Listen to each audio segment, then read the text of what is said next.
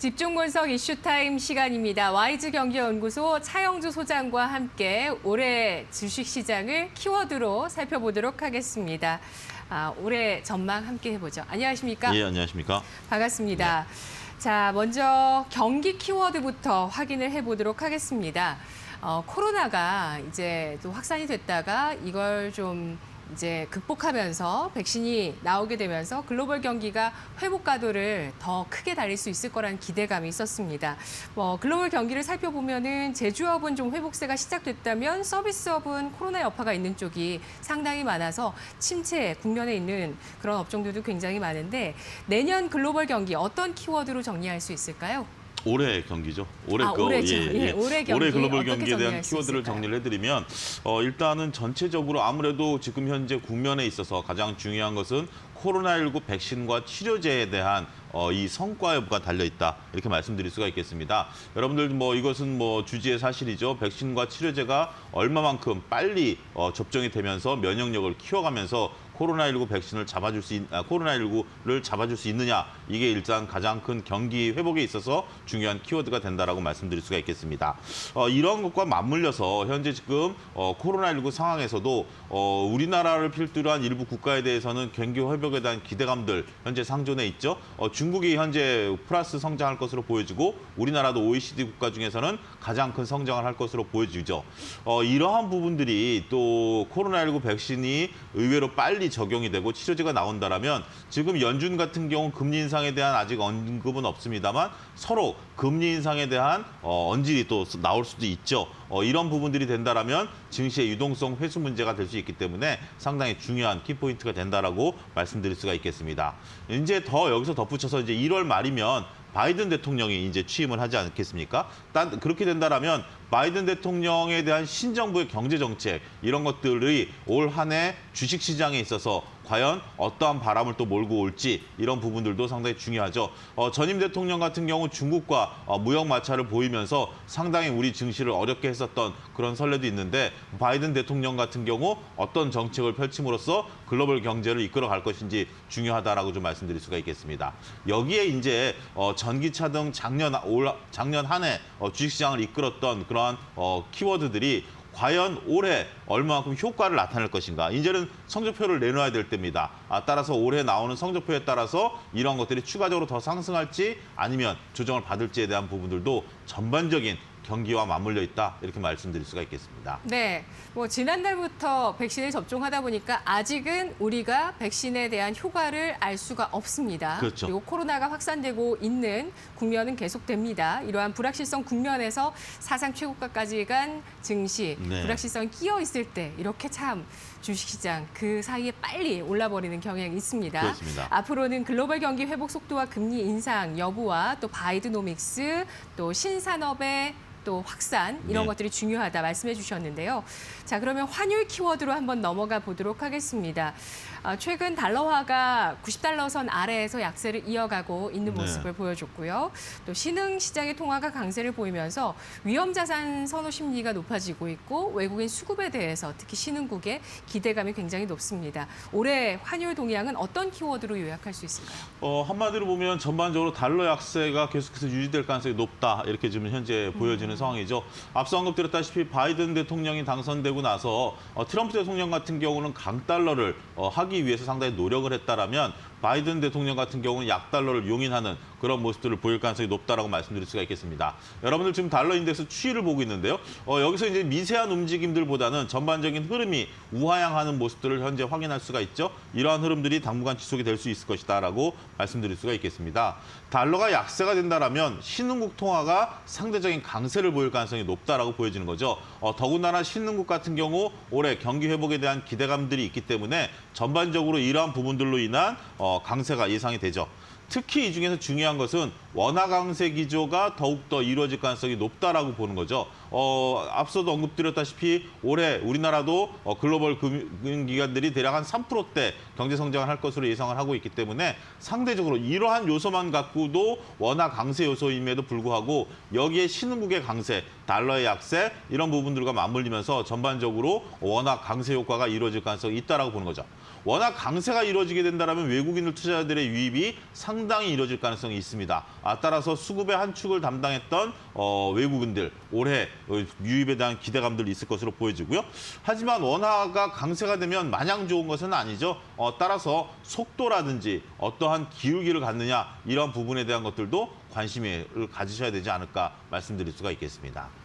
네, 뭐 경기를 볼 때도 환율을 볼 때도 네. 바이든의 이름은 계속 나오고 있습니다. 그렇습니다. 네, 바이든의 그 신재생 에너지 정책 앞서서 짚어주셨고 바이든은 약달러를 끌어갈 것이라는 점 환율 네. 키워드에서 알아봤습니다. 자, 이어서 이제 코로나19가 앞당긴 미래에 대해서 좀 생각을 해볼까 하는데요. 두 가지로 크게 이제 비대면과 친환경 이렇게 정리를 할 수 있습니다. 이들의 구조적인 성장이 이어질 수 있을 것인지 어떻게 생각하시는지 의견 여쭙고요. 아무래도- 눈에 띄는 그룹사 있을까요? 예? 눈에 띄는 그룹사 예, 있을지 눈에 띄는 말씀해 그룹사까지 주시죠. 전반적으로 말씀을 드리겠습니다. 예. 일단 코로나19가 몰고 온 상황들 이런 것들이 현재 지금 비대면과 친환경 이런 부분들을 정리할 수가 있겠는데요. 앞서 언급드렸다시피 비대면 같은 경우 이제 성적표가 나오는 것이 중요하다 이렇게 좀 말씀드릴 수가 있겠습니다. 비대면 같은 경우 전반적으로 봤을 때 올해 상황들이 많이 개선이 될 가능성이 있다라고 좀 말씀드릴 수가 있겠죠. 이러한 부분들은 이제 기조적인 흐름들이 이어질 가능성이 있다라고 좀 말씀드릴 수가 있겠고요. 따라서 비대면에 대한 기업들 지금 현재 주가가 살짝 좀 조정을 받고 있죠. 이런 것들에 대한 성적이 얼마만큼 잘 나와줄 수 있느냐 이런 부분들이 상당히 중요한 포인트가 된다라고 좀 말씀드릴 수가 있겠습니다. 친환경에 대한 부분들도 앞으로 상당히 관심을 있게 우리가 가져야 된다 이렇게 좀 말씀드릴 수가 있겠죠. 친환경에 대한 관심을 가져야 되는데 이런 것들과 토탈 맞물려서 말씀드릴 수가 있는 게 저는 LG그룹이다라고 좀 말씀드릴 수가 있겠습니다. LG그룹 같은 경우 전장 산업에 대한 상당히 많은 현재 지금 산업들을 이제 펼쳐내가고 있고요. 따라서 최근에 증시에 있어서 2차 전지뿐만이 아니라 전기차, 전장 산업 이런 부분들을 아우를 수 있는 기업이 LG그룹이기 때문에 이것은 지금 현 회장이 추진하기보다는 선대 회장 때부터 추진해왔던 LG그룹의 역할이다라고 말씀드릴 수가 있겠습니다. 최근에 관심이 돋보이기보다는 지속적으로 LG그룹에 대한 관심이 있었기 때문에 올 한 해는 LG그룹들이 조정을 받을 때마다 저점 매수 관점의 접근이 유효하지 않을까 말씀드릴 수 있겠습니다. 네, 알겠습니다. 비대면 관련한 기업들의 실적, 성적표 올해 중요하고요. 또 LG그룹 전장 사업의 또 추진 올해 네. 주목해서 보겠다 의견 주셨습니다. 자, 이어서 지수 키워드 살펴보도록 하겠습니다. 지난해 주식시장은 이제 코로나 팬데믹 때문에 11년 전 지수로 되돌아가는 네. 굉장한 급락세를 보이다가 아주 빠른 회복세를 보였습니다. 약세장에서 강세장으로 돌변하는 흐름을 보였는데요. 중장기적인 강세장이 도래할 수 있다는 시각도 나오고 있습니다.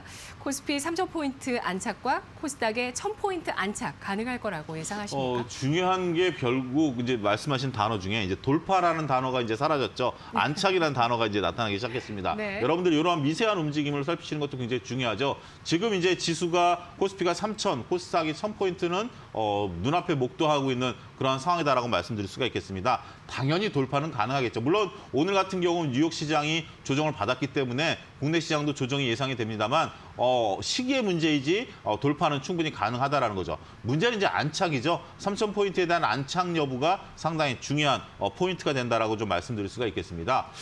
지수 같은 경우 특별히 하락 요소는 현재 지금 찾을 수가 없죠. 앞서 언급드렸다시피 외국인들의 수급이 들어올 가능성이 있고요. 개인의 현재 수급도 원활히 들어오고 있기 때문에 이러한 부분들을 보면 하락 조정받을 가능성은 그렇게 크지 않다라는 그런 부분들을 말씀드릴 수가 있겠습니다.